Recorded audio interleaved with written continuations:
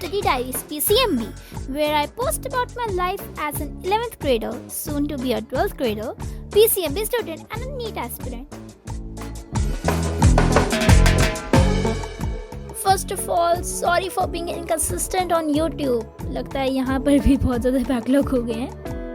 Anyways, ये vlog मेरा एक कंपाइलेशन है पास्ट 3 to 5 डेज़ का. मैंने सोचा कि एक दिन का रूटीन काफ़ी बोरिंग हो जाता है, राइट? सो मैंने सोचा कि एक वीक का ही डाल देते हैं, इससे हमारी ओवरऑल प्रोग्रेस ट्रैक भी हो सकती है. And I am super excited to share it with you all. So let's go.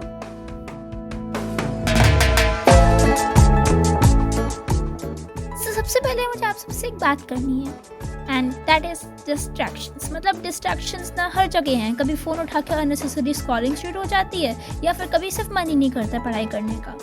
Honestly पूरा दिन भर बुक्स के सामने बैठकर भी एक शब्द तक नहीं पढ़ा जाता और रात को जब सोने जाते हैं तब बिल्कुल भी प्रोडक्टिव डे नहीं रहता.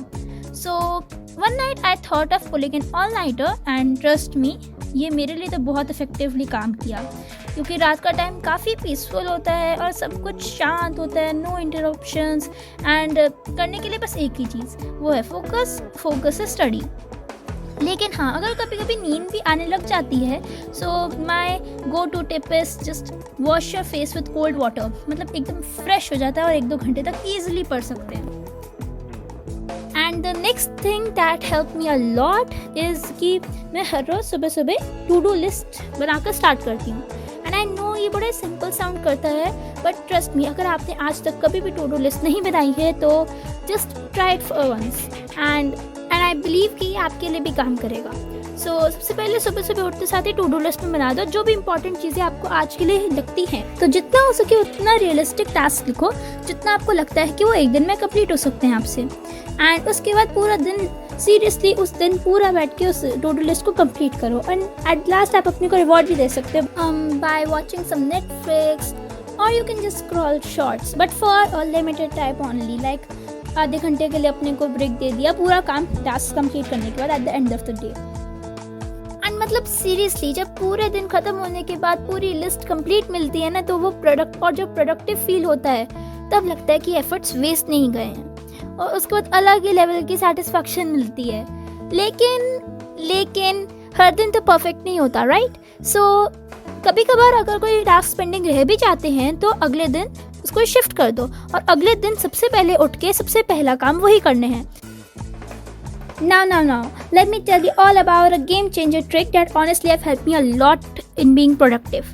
So the trick is that कि हर Sunday I plan my entire week and जब next संडे आता है तब मैं उन गोल्स को टिक कर देती हूँ और जब सारे गोल्स कंप्लीट होते हैं तो बहुत सेटिस्फैक्शन मिलती है और अलग ही लेवल का कॉन्फिडेंस आ जाता है. एंड उसी संडे नई टू डू लिस्ट नेक्स्ट हफ्ते के लिए जो आप नेक्स्ट संडे को कंप्लीट कर सकते हो, नेक्स्ट संडे तक कंप्लीट कर सकते हो. And that is like so good. In clips में मैं अपना स्कूल का काम कर रही थी क्योंकि उस दिन मैंने स्कूल से छुट्टी ली थी.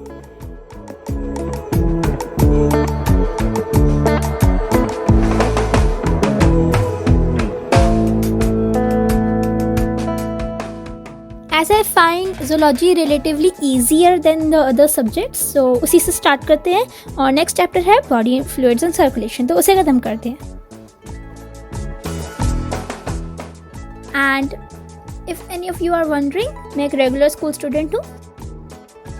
तो यहाँ पे मैं इनऑर्गेनिक का लेक्चर ले रही थी अपने अर्जुना के बैच से एंड उसके साथ साथ नोट्स बना रही थी. So enjoy the hyperlapse.